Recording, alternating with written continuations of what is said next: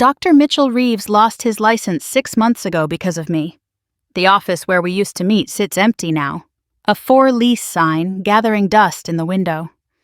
Sometimes I park outside and stare at the dark windows, remembering when this place held all my hopes for saving my marriage. Instead, it became the stage for destroying 2 lives.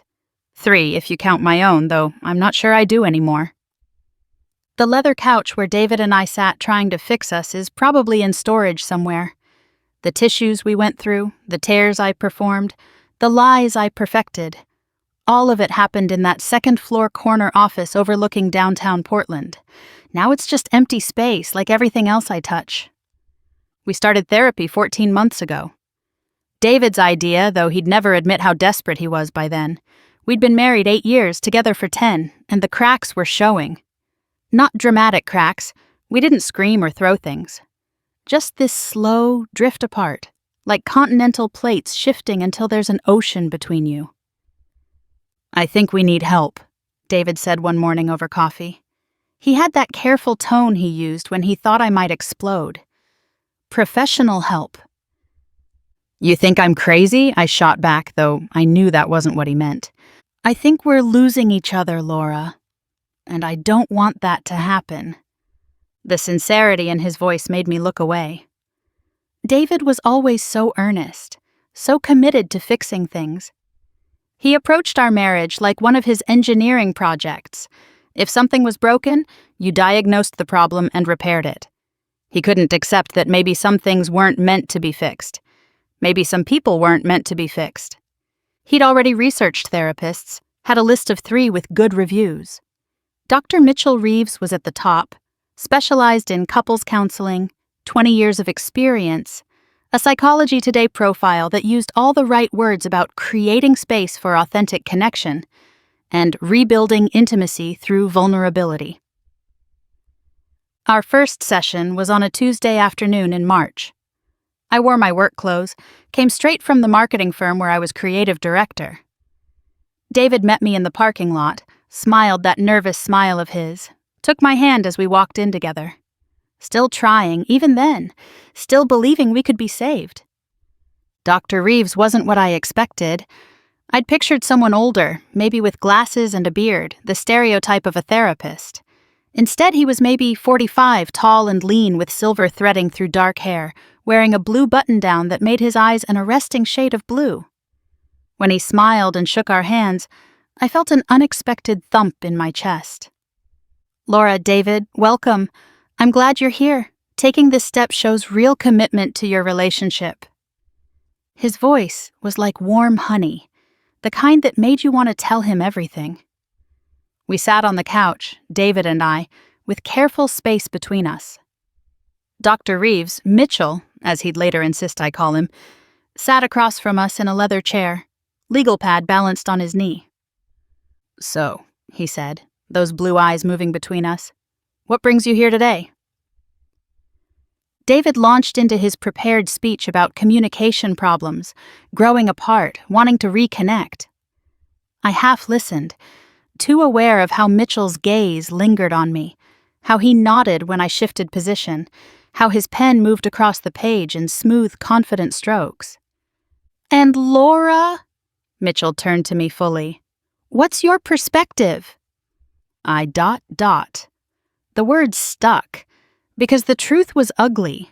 The truth was that I was bored with David's predictability, his contentment with our small life, bored with his idea of romance being takeout and Netflix, bored with the way he kissed me, quick pecks like checking off a box, bored with being treated like a wife instead of a woman.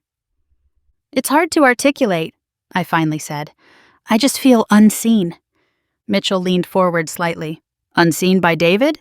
Or unseen by yourself?" The question lodged somewhere deep. "Both, maybe?" "That's very insightful, Laura." It takes courage to acknowledge that. David shifted beside me, and I could feel his frustration. He wanted me to talk about specific problems, the way I stayed late at work to avoid coming home, how I'd stopped wanting sex, my constant criticism of everything he did, but I kept it vague, philosophical. I was performing already, playing the misunderstood wife for an audience of one. The session ended with homework. We were supposed to do appreciation exercises, telling each other 3 things we were grateful for each day. David took it seriously, like everything else.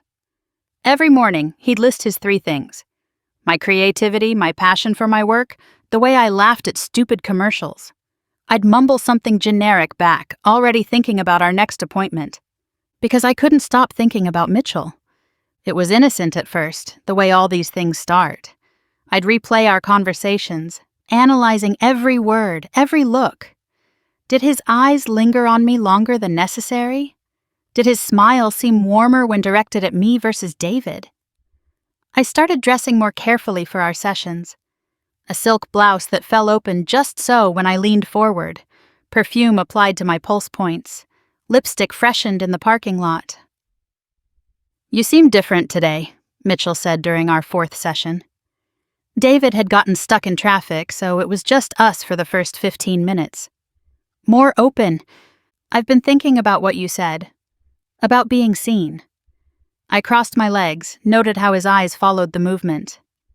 "You see me, don't you?" "I see someone working very hard to understand herself," he said carefully. "That's admirable." "But do you see me? Not the wife, not the client, me." A pause. Something flickered across his face. "Laura, I think David's here." And just like that, David burst through the door, apologizing for being late, oblivious to the charged moment he'd interrupted. But I'd seen it. That flicker. Mitchell felt something too. I started booking individual sessions. Told David it was Mitchell's recommendation, that we needed to work on ourselves separately before we could work on us together. David was thrilled. More evidence that I was committed to the process. Those solo sessions were intoxicating.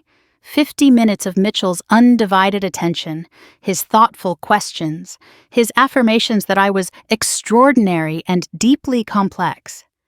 We talked about my childhood, my dreams, my fears. I crafted my responses to make myself seem fascinating, wounded but resilient, someone worth saving. "Your husband is very lucky," Mitchell said one session, 6 weeks in. "You have such depth, such emotional intelligence. I hope he appreciates that." "He doesn't," I said, letting tears well up. "He sees the surface. You're the only one who sees underneath." "Laura!" His voice held a warning, but also something else. "I know," I whispered. "I know this is inappropriate. But I can't help how I feel. Can you?" The silence stretched between us like a tightrope. Then, "I think we should refocus on your marriage. That's why you're here." But we both knew that wasn't why I was there anymore. I started arriving early for appointments, lingering in the waiting room just to see him between clients. Started staying late, asking just one more question that would turn into 20 minutes of conversation that had nothing to do with my marriage. Mitchell knew he should stop it. I could see the conflict in his eyes. But he didn't stop it. The text messages began 2 months into our individual sessions. Professional at first, appointment confirmations, session notes, then more personal. "Thinking about what you said today about feeling trapped. Your insights were profound. You always make me feel heard. Thank you for that. David's lucky to have someone who feels so deeply." Late at night, when David slept beside me, I'd read those messages over and over. They weren't explicitly romantic, but I could read between the lines.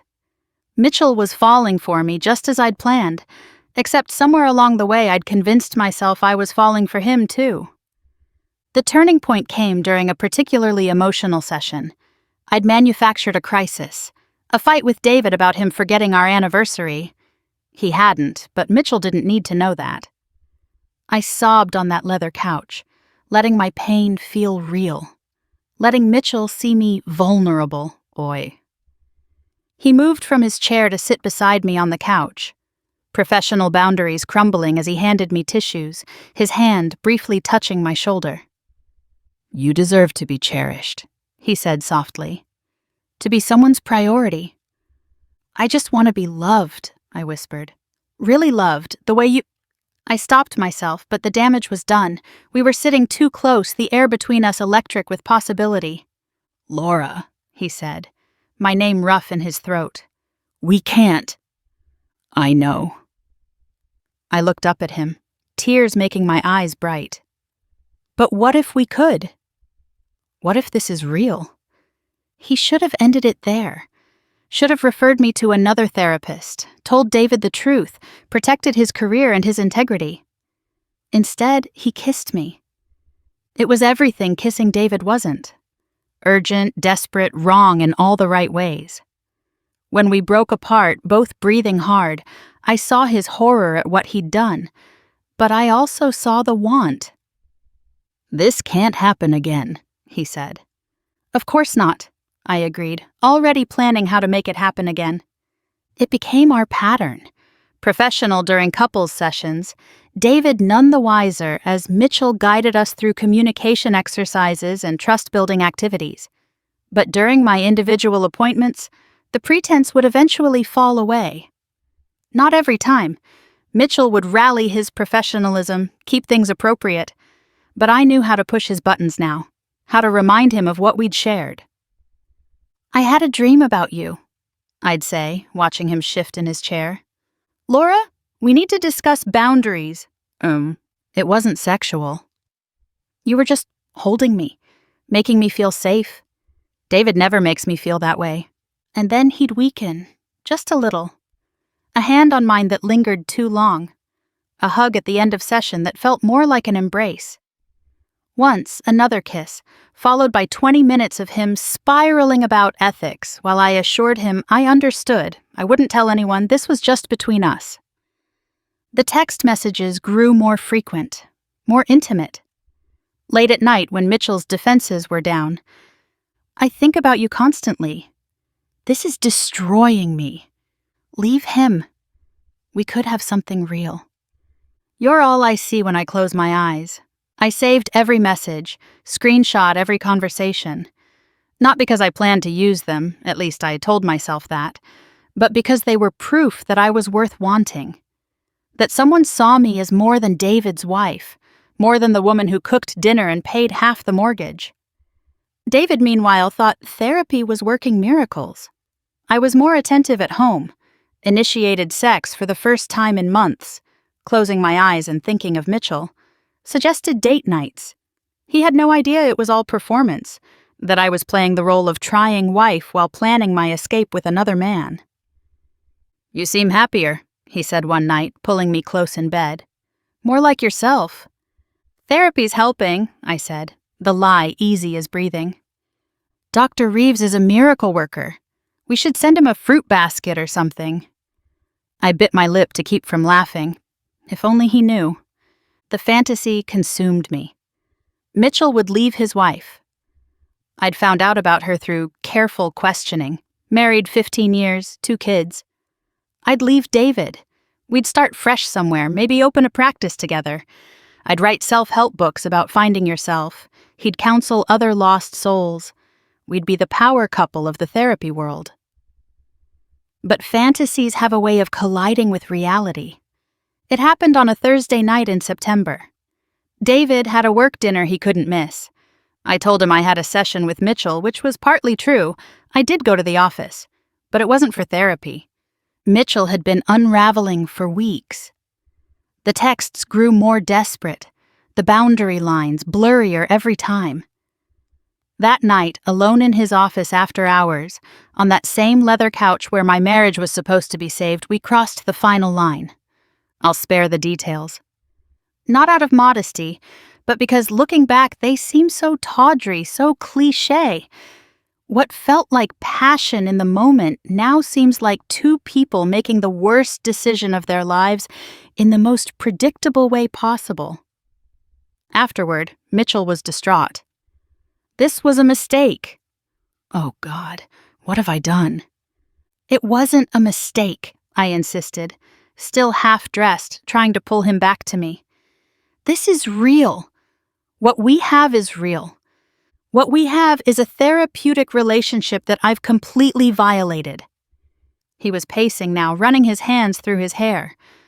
I could lose my license, my practice, my family. Then we'll start over. Together. Isn't that worth the risk? He looked at me then like he was seeing me for the first time. Not the vulnerable woman seeking connection, but someone else entirely. Someone calculating. Someone dangerous.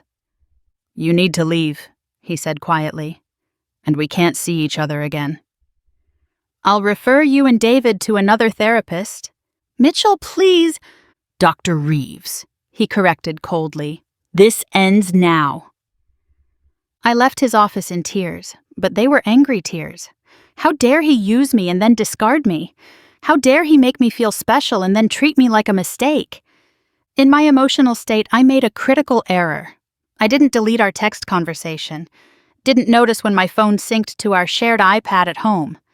Didn't realize that David, wonderful, trusting David, would pick up the iPad to check the weather and see a notification from Dr. Mitchell Reeves that said, "We need to talk about what happened tonight."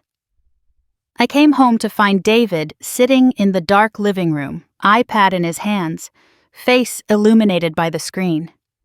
He'd read everything, 6 months of messages, each one more damning than the last. How long? His voice was eerily calm. David, I can explain. How? Long. It's not what you think. We never... The lie died on my lips as he held up the iPad, showing a message from 2 hours ago. I can't stop thinking about being inside you. The silence that followed was deafening. I'm going to ask you one more time, David said, still in that terribly calm voice. How long have you been fucking our marriage counselor? The vulgarity from David, who never swore, who called making love being intimate, hit like a slap. It just happened, I whispered. Tonight was the first time. Don't! He stood, and I saw he was shaking. Don't lie to me anymore. I've read all of it. Every message, every I can't stop thinking about you. Every my husband doesn't understand me like you do. David, please! Let's talk about this. We can work through it. His laugh was bitter.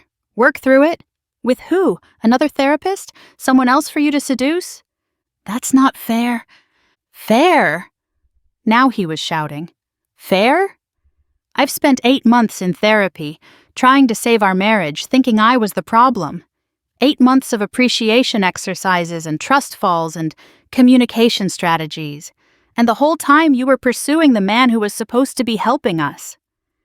I wasn't pursuing him. It just developed. Developed. He shook his head. Listen to yourself. Even now, you can't take responsibility.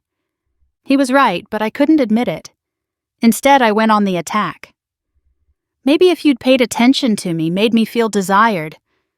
I told you you were beautiful every day. Words, David. Just words. Mitchell, Dr. Reeves. He saw me. Really saw me. He saw a vulnerable client he could take advantage of. It wasn't like that. We fell in love. David stared at me like I was a stranger. Love? You think this is love?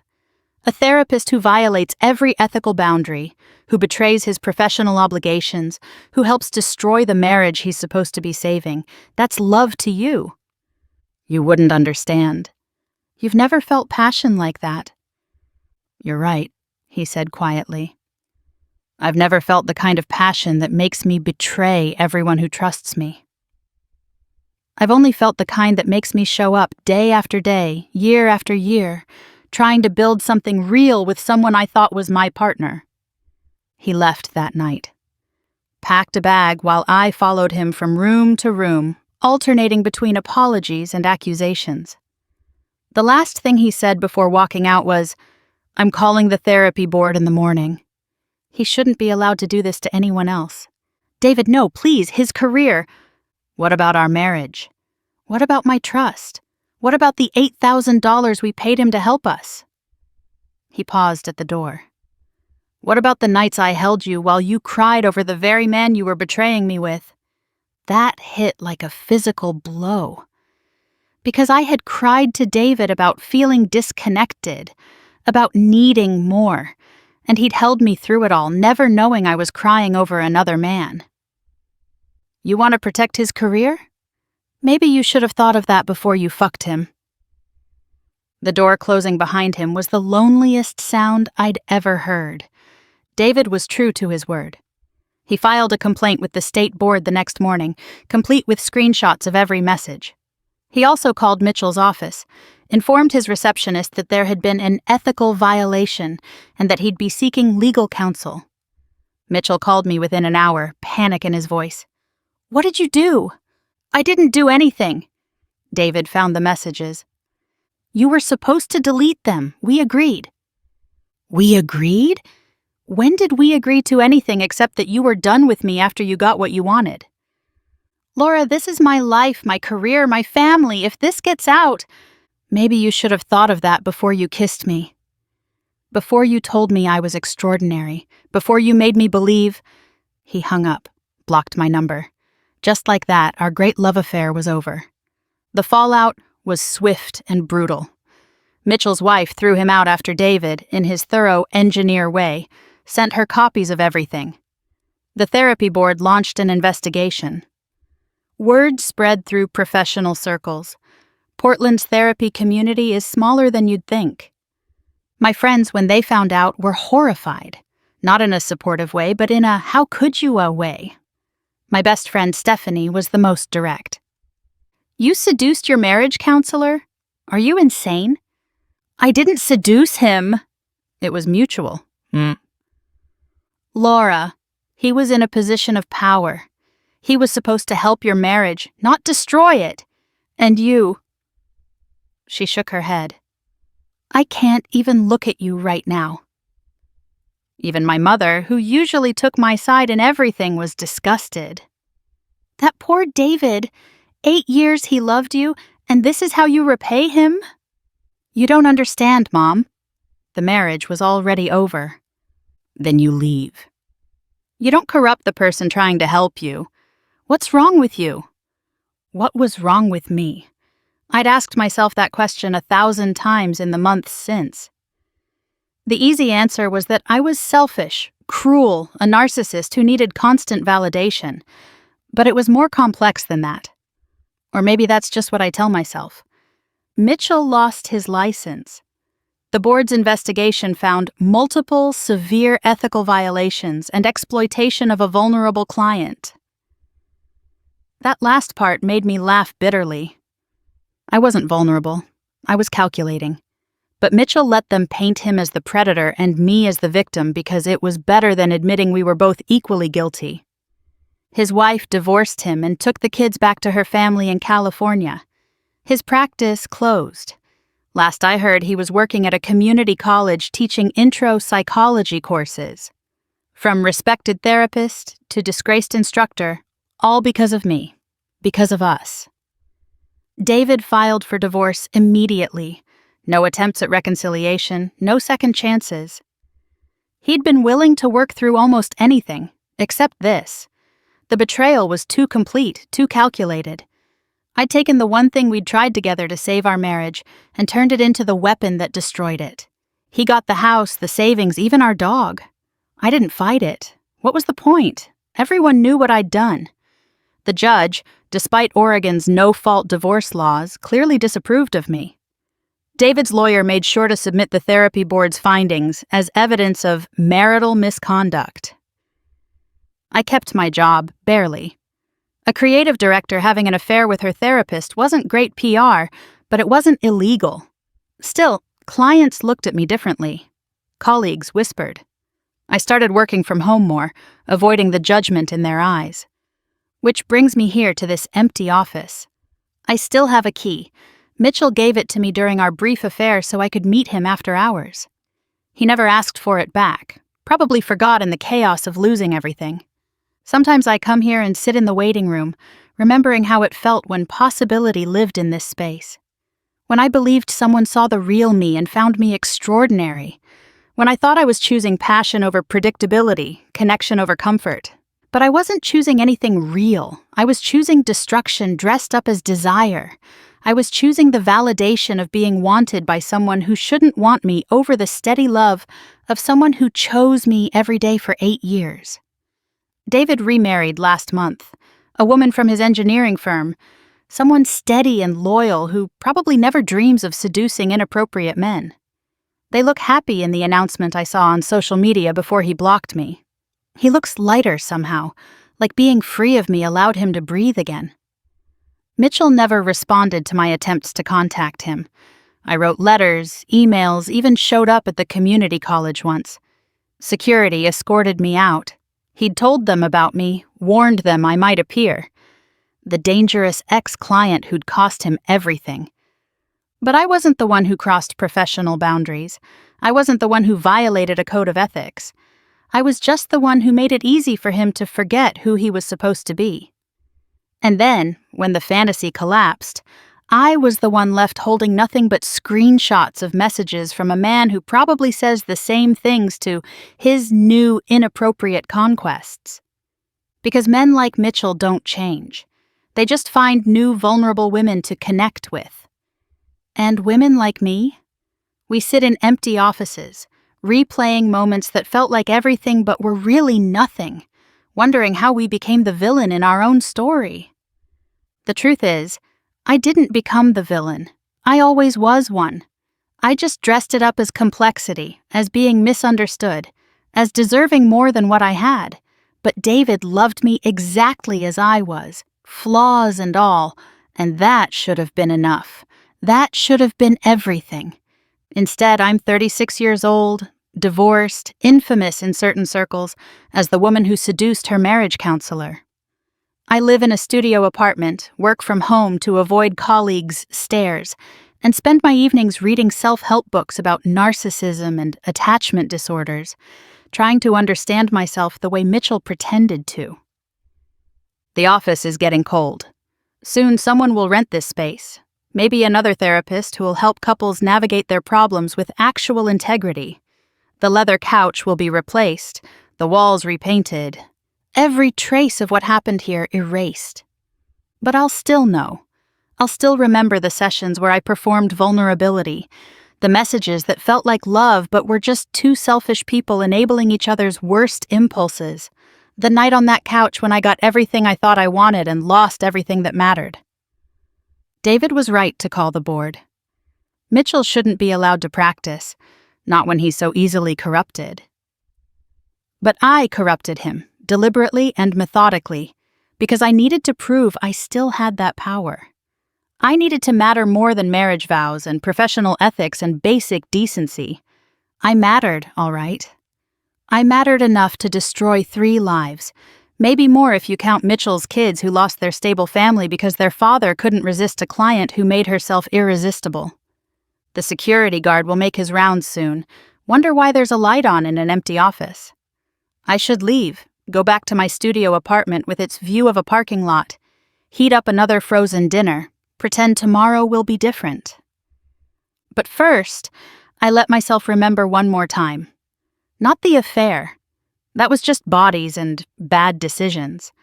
But the moment in our third couples session when David reached for my hand and said, "I don't want to lose her." He fought for me, fought for us. And I repaid him by seducing the man he was paying to help us. That's who I am. Not a misunderstood woman seeking connection, but a destroyer of good things. A villain who convinced herself she was the hero right up until the moment everyone else could see the truth. I turn off the lights and lock the door behind me. The light dies in the same window I once stared into, hoping this office would save me. In a few weeks, someone else will rent this space, and it'll be like none of this ever happened. Except it did happen. And David's happy with someone else, and Mitchell's teaching freshmen about Freud instead of helping couples, and I'm exactly where I deserve to be. Alone.